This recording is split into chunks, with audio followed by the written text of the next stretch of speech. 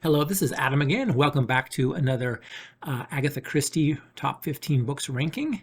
Today we are up to book number 11 in our rankings. And so we have had a Miss Marple, we've had a couple of standalones, and we've had a short story collection. And today for number 11, we are having our first Tommy and Tuppence. This is Agatha Christie's The Secret Adversary, and it is, like I just mentioned, Tommy and Tuppence are the main detectives in this story. This is only Agatha Christie's second book that she wrote. So her first book was The Mysterious Affair at Styles, which was a Hercule Poirot as the main detective. And now we are up to her second book, written all the way back in 1922, and she introduces her detective couple, Tommy Beresford and Tuppence Cowley. In this story, they are not married yet, but after the story is over, they will become engaged to get married. And the next four books that we see them in, so there is one short story collection, and then there are three other novels. They are married in those stories. Many people have commented that Agatha Christie modeled Tommy and Tuppence upon the famous detective couple who are Nick and Nora Charles. And so I agree. I think that that's true. Agatha Christie wanted a little bit of a variety in the type of books that she wrote. And so even though Hercule Poirot, her two most famous detectives, Hercule Poirot and Miss Marple, are both single and they never get married, she does also have a married couple, Tommy and Tuppence, who she has four novels and then one short story collection, bringing the total up to five of the detective books that she writes about Tommy and Tuppence. They're not really. I think a lot of people would say that they're not Agatha Christie's. They're her favorite detectives by far. Poirot and Marple are most people's favorite. A lot of people love Marple just because she's grandmotherly, and she listens to people talk about their situations, and she solves things by just kind of paying close attention and knowing the ways that people interact with each other and knowing a lot about people's motivations. And Hercule Poirot uses his little gray cells, of course, and he thinks things through very, very cleverly and very, very brilliantly, of course. So I think most people would say that their favorite detectives are either Poirot or Marple. But I have a soft spot in my heart for Tommy and Tuppence. Interestingly, of the three major detectives, and I guess we're putting Tommy and Tuppence ahead of like Superintendent Battle, who for whatever reason is ignored a lot by Agatha Christie aficionados. He's kind of a wooden character, as we talked about in one of my earlier reviews. And then also like Parker Pyne, he's mysterious and more of a kind of a maybe helps people with their problems more than solves murders. And then you also have Eileen Bundle Brent. For whatever reason, Tommy and Tuppence have kind of sealed themselves into that third position. And just a thing if you ever look at an Agatha Christie collection like you got at the beginning of this book here, you can see that the categories there are the standalones. There's the Marple ones, there's the Poirots are all put together, and then there's the Tommy and Tuppence ones that are also put together. So they don't bother to put together the Superintendent Battle books and give them a separate category. They don't bother to put together the books that have Bundle Brent and add them in a separate category. There's only two of those, but for whatever reasons they do with the five that Tommy and Tuppence are in, and then also the five that are. It's interesting because Superintendent Battle was in about five, but they don't have a little special category for him. And this is they even give a little tab here, Tommy and Tuppence. So the Tommy and Tuppence. And then they list the ones that are belonging to that Tommy and Tuppence criteria. So it's kind of interesting that they are awarded a position that distinguishes them. But again, they're not as, I think most people would say that they prefer Poirot and Marple. And I do as well. I prefer Poirot and Marple to Tommy and Tuppence. And maybe that just be because there's less Tommy and Tuppence. Maybe she would have, they would have been more popular if she would have included them in more of her detective stories. A lot of people don't like them maybe because they're too cutesy. That doesn't bother me. I can see that criticism. The dialogue does get a little bit cutesy and maybe a little bit contrived, but it doesn't bother me. They're endearing to me. Interestingly, this is only her second novel. Again, this was written in 1922. The second Tommy and Tuppence appearance is in a short story collection called Partners in Crime, which was written in 1928. So she wrote a couple of Tommy and Tuppence stories pretty early in her career, and then she took quite a bit of time off from them. About 15 years elapsed, and then in the early 40s during World War II, she had another story, which is Tommy and Tuppence, called N or M, where they're looking for the secret agents in England, who are both called N and M. And then she took a long time off, over 25 years, without having anything to do with Tommy and Tuppence. And then at the very tail end of her career, in the late 60s, we get her fourth Tommy and Tuppence work, which is called By the Pricking of Their Thumbs. And then relatively quickly, all things considered, in 1973, she writes another book that includes Tommy and Tuppence, and that's called Postern of Fate. And interesting, that is Agatha Christie's last novel, full-length novel, that she wrote before her writing career ended. And a lot of people say that she probably shouldn't have written that one, is that she was having trouble with her dementia was starting to affect her writing, and her writing was not up to caliber. I've not actually read the last two Tommy and Tuppence novels yet. I'm reading Christie chronologically, and I'm only into the early 1960s right now. So I still have two Tommy and Tuppences that I have to look forward to.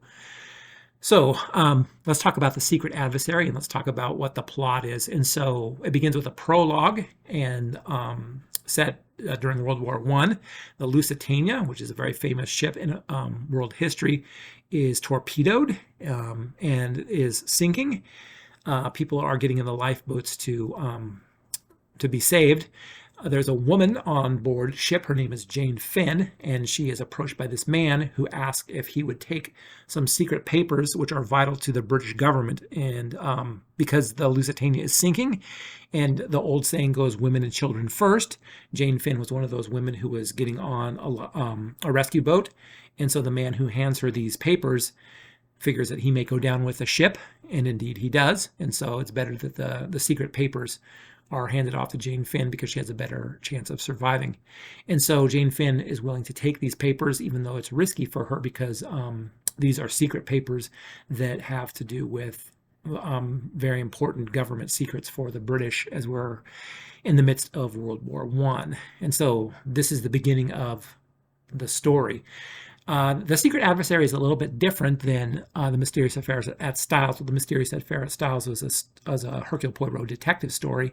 This one is not really a detective story. Agatha Christie categorizes this book as being an espionage, or sometimes it's called a thriller. And so it's more based on, espionage and what's going on in the world, kind of, the political events in the world relating to World War I, and World War I being over, actually, by the time we get to the main plot of the story. But just the idea of, government and the realpolitik, the control of who has power on the world stage. And so it's less of a whodunit. There are people who get killed in this story, but it's more of an espionage or a thriller. And I don't like these as well. Agatha Christie wrote about 6 or 7 of these during her career. I don't generally like these as much as her straight detective. I feel like she's a better writer when she does just the straight detective stories. Some of them work really, really well, though. I like The Secret Adversary. Obviously, it's my number 11 favorite Agatha Christie. I like N or M, which later has Tommy and Tuppence in it again, another espionage or thriller. I like They Came to Baghdad, which she wrote later in the 50s. The Seven Dials Mystery, that we talked about earlier, my 15th favorite Christie, is a little bit of an espionage thriller. And so secret society kind of thing. The Big Four, that's not too bad. There's a couple of them that she does that are real duds, though. In the 50s, she wrote one that was called Destination Unknown, which I just thought did not work well. I was not impressed with that one. And so she does do some thrillers, but I don't like them as much as straight detective fiction. Her detective whodunits are much more well written and much more interesting, I think, and obviously they stand up as the great Christies. The Secret Adversary probably is not generally regarded as one of her better works, and I'm going to rank it higher than probably most people would. For whatever reason, the story is just very endearing to me. It's lighthearted and it's fun, and I just enjoy those kind of things. I enjoy just the lightheartedness and the fun. It's a fun romp. Okay, so Tommy and Tuppence are the main characters. World War I has just ended when the main story starts. And Tommy and Tuppence they grew up as children, knowing each other. They were childhood friends. They met during the war one time. Tommy was fighting in the war, and he was injured during the war. He was convalescing, and he ran into Tuppence during the war while he was convalescing. But a few years has passed. The war is over. And this is really reflects on what's going on in English society at this time. There's a lot of people who are, the war is over, and everybody's kind of trying to enter into the workforce in the early 1920s. And there's a lot of people who are having a hard time finding jobs. And so Tommy and Tuppence kind of fall into that category. They advertise in the newspaper that they are young adventurers and they are looking for something to do. They put themselves up for hire. They take out a newspaper ad. They call themselves the young adventurers, willing to do anything, go any place, and no reasonable offers are refused. And so they put that ad in the paper. And they get a couple of responses to that, interestingly. And so there's a man called Mr. Whittington who overheard them speaking while they were coming up with this idea, and he wants to hire Tuppence to go to Paris and as kind of a that she's going to act like she is a companion to Mr. Whittington. And initially, Tuppence is willing to go along with this, but she wants Tommy to be able to come along with him and have some kind of work for Mr. Whittington to provide Tommy with some kind of work. And Mr. Whittington agrees to that when he sees that Tuppence isn't willing to go on her own. But then he doesn't know her name, so he says, well, what's your name? And Tommy and Tuppence had been speaking previously before Mr. Whittington came along and was eavesdropping on them, that Tommy had overheard them talking about a person named Jane Finn. And so Tuppence doesn't want to tell Mr. Whittington her real name, and so she mentions that she's Jane Finn. Well, that was a mistake because it sets off alarms to Mr. Whittington. Mr. Whittington is all of a sudden, this name Jane Finn means something to him. And all of a sudden he's like, whoa, wait a second, you're Jane Finn? And so now the organization that Mr. Whittington belongs to goes into motion, and they realize that they need to capture Tuppence and make sure that Tuppence is silenced, even though Tuppence, of course, is not really Jane Finn.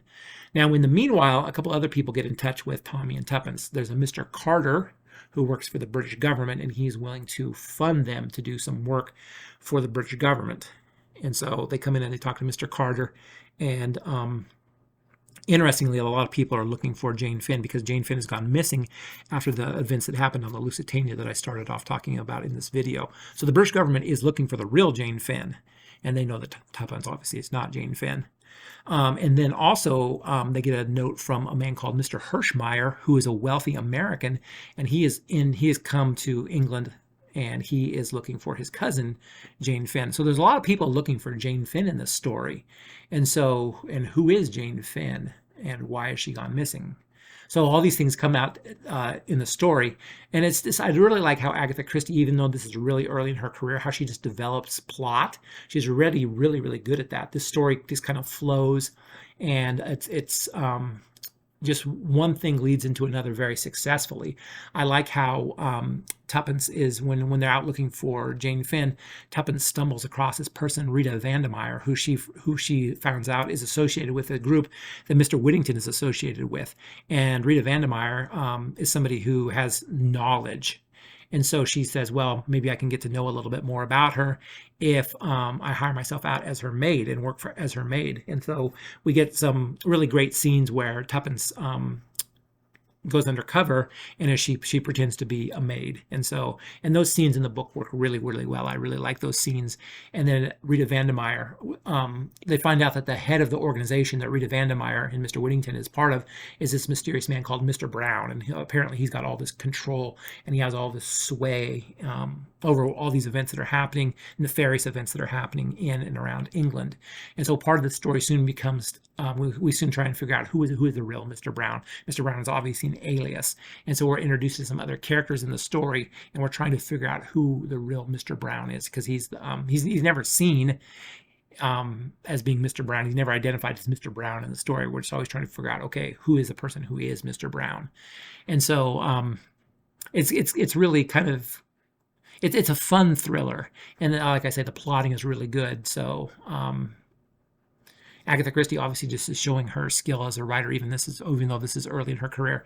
And her golden era of writing is generally considered to be in the 1930s and the 1940s when she was producing her best work. But early on, the seeds were already there for a great story. And although Tommy and Tuppence, it's a lighthearted story, it's fun, which I like. It's, not to be taken seriously, but it's enjoyable, and I just really enjoyed reading about Tommy and Tuppence, and I think you will too. And so that's why it's my number 11 favorite Agatha Christie story. Okay, I hope you guys are all having a good day. Please leave me some comments in the chat section below. Let me know what you think about Tommy and Tuppence if you've read The Secret Adversary. Maybe what's your favorite Tommy and Tuppence story if you've read all of them. You can let me know. Do you prefer Tommy and Tuppence? Do you prefer Miss Marple? Do you prefer Hercule Poirot? Yeah, and so if you have any questions about anything that I've said or just some comments, I'd love to hear from you. Remember to like this video so I can continue making some more. Subscribe, and I will see you again. Hope you're all having a great day. Talk to you soon. Bye.